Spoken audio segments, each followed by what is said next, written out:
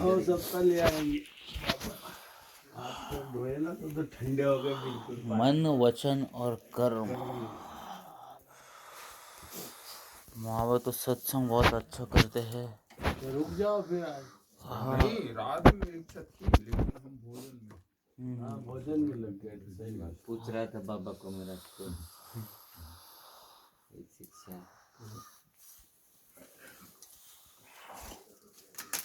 सत्संग तो होना चाहिए परिक्रमा में। सत्संग यदि तो एक अच्छी चीज है।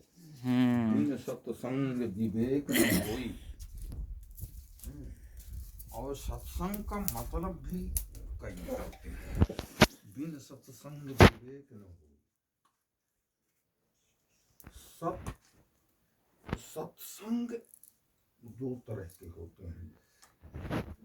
एक ओरिजिनल सत्संग, जैसे हम लोग अभी 10 लोग बैठ के जो चर्चा कर रहे हैं उसको भी सत्संग बोलते हैं, लेकिन नहीं, सत्संग मार्गदर्शन है। सत्य तो ईश्वर है। सत्य ईश्वर का स्वरूप है जो अजर अमर और अविनाशी है। सत्य का संग करो, उसका संग करना है तो अकेले सत्संग, वो सत्संग, वो ध्यान, उससे योग करो। योग का मतलब जोड़ना, इस जीवात्मा को उस परमात्मा से जोड़ना। सत्य और संग, सत्य का संग करो। सही बात। तो इसमें सत्य का संग करना एक 3 इसका माध्यम है।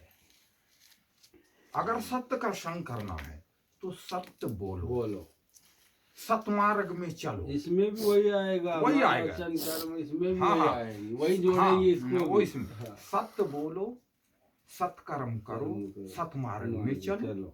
ये सत्संग हो गया। वो मेन पॉइंट 3 ही है। अगर आपने 10 लोग बुरा भी करोगे तो वही पॉइंट है, और जी, अच्छा भी करोगे तो वही पॉइंट है। और आज 10 लोगों के बीच में आप बैठ के सत्संग सुन रहे हैं और घर में जाके फिर वही काम करने लगे, क्या मतलब है? सही बात। तो सत्संग का मतलब सत्य को संग में रखो, अपने संग में रखो। ये है असली सत्संग। कहते हैं बिन सत्संग विवेक न होई। हाँ, आइए लीजिए बाबा जी। क्या महाराज जो बोल रहे हैं एकदम सुनने को।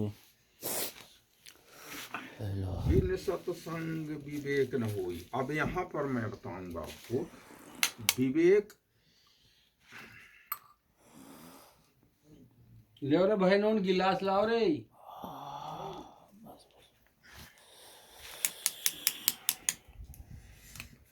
देखना, छोड़ मत देना।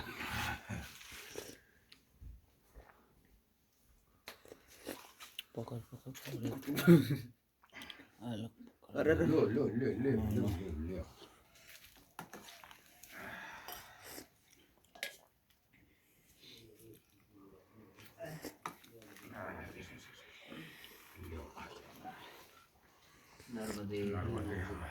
महाराज वो मन वचन कर्म का एक बार और बोलना, वो छूट गया मेरा, वो बहुत बढ़िया था।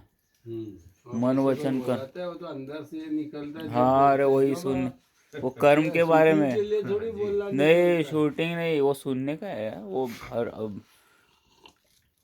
देखो, बिन सत्संग विवेक न होई, और बिन गुरु ज्ञान मिले नहीं भाई, ये भी कहते हैं।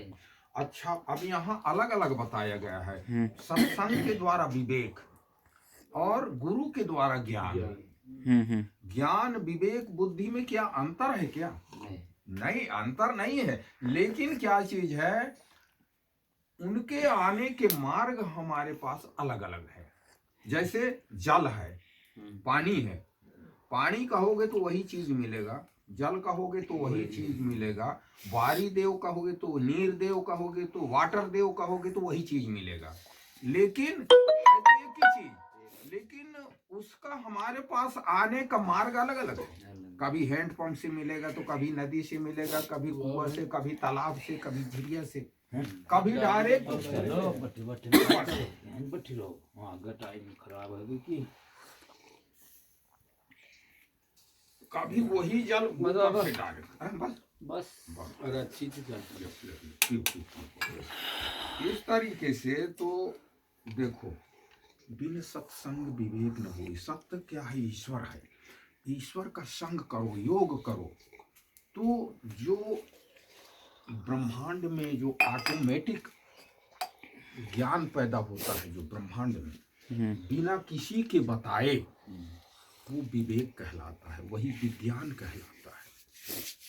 और जो शब्द के द्वारा, आपके वाणियों के द्वारा जो हमको ज्ञान मिलेगा, वो ज्ञान है, क्योंकि वो गुरु हो गया, शब्द गुरु हो गया। आप गुरु हो गए, और बिना किसी के वाणी के जो ज्ञान मिलता है वो विवेक कहलाता है। दोस्त से हाँ पी जाएगा, एक नंबर चाहे। और ज्ञान कहा जाए तो शब्द ही ज्ञान है।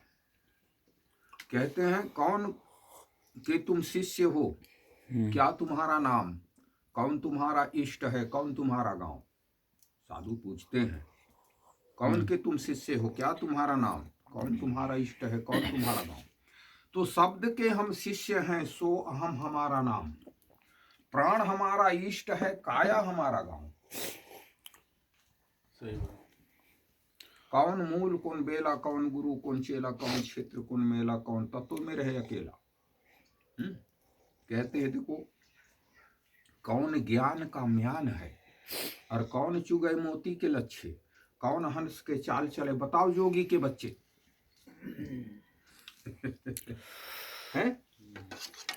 कौन ज्ञान का म्यान है। अब यहाँ पर सोचिए, जैसे तलवार का म्यान होता है, उस म्यान के अंदर से तलवार निकलता है, इस तरीके से ज्ञान का भी म्यान होता है, जिसके अंदर से ज्ञान निकलता है। तो कौन ज्ञान का म्यान है? शब्द ज्ञान का म्यान है। शब्द के अंदर ज्ञान छिपा है। सही है। अगर हम शब्द नहीं बोलेंगे तो ज्ञान नहीं निकलेगा। इसलिए संतों के लिए धुनी, पानी और वाणी भी जरूरी है, क्योंकि संतों का काम है ज्ञान को बांटना। तो ज्ञान, शब्द ज्ञान का म्यान है, हंस चुगे मोती के लच्छे, और संत हंस के चाल चलें, सुन जोगी के बच्चे। ये इसका जवाब है। संत जो है हंस के चाल चलते हैं। कैसे? हंस को अगर दूध और पानी को मिला के दे दो तो दूध को पी लेगा, जल को छोड़ देगा। इस तरीके से संतों में यही गुण होता है। अच्छे वाणियों को, अच्छे शब्दों को रख लो और खा लो। इसको ले जा। साधु ऐसा चाहिए जैसे सूप सुभाए, सार को कही रहे थोथा दिल उड़ाए। सही बात।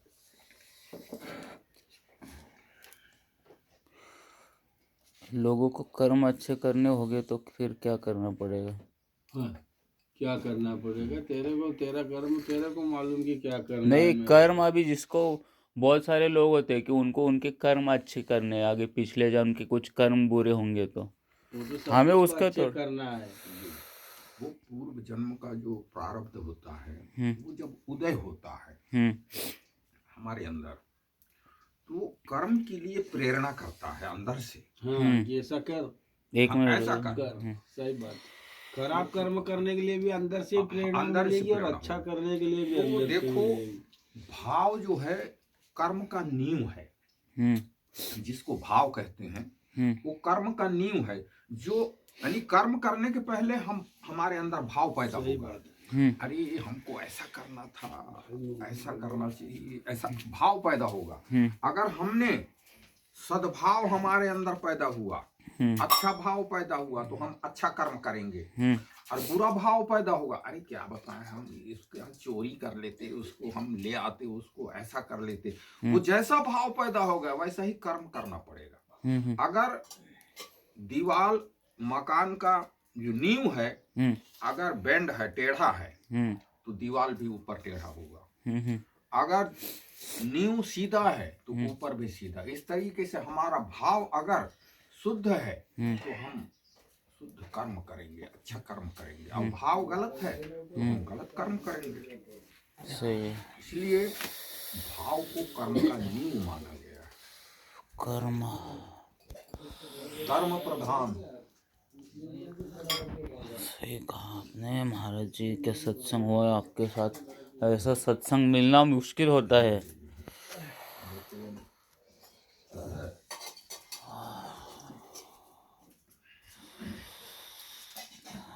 और एक चीज, मन को, अपना मन को कंट्रोल करना, ये हाँ बहुत बड़ी साधना है। सही। मन को कंट्रोल करना। तो मन को कंट्रोल करने के लिए कोई रस्सी नहीं है बांधने के लिए, कोई जंजीर नहीं है, एकमात्र उपाय है। हाँ जैसे कुंभ का बांधा जल रहा, हाँ जल बिन कुंभ न होय, हाँ ज्ञान का बांधा मन रहा, गुरु बिन ज्ञान न हो। हाँ तो कुंभ का बांधा जल रहा, कुंभ मतलब घड़ा, जो मिट्टी का घड़ा होता है उसको कुंभ बोलते हैं। तो कुंभ का बांधा जल रहा, जल बिन कुंभ न होय। उस कुंभ को बनाने में जल की ही आवश्यकता होती है। मिट्टी में जल डालेंगे, उसको मारेंगे, उसको कुटेंगे, पीसेंगे, उसके बाद वो कुंभ बनेगा, घड़ा बनेगा। अगर वो जल उस कुंभ को अगर बना दिया, पका दिया, तो उसी को बांध के वो रख लेता है, उसी जल को है। कुंभ का बांधा जल रहा, जल बिन कुंभ न हो। अब वो जल अगर डाल दो घड़ा में तो वो बांध के रखता है, इधर उधर नहीं हिलने देता वो।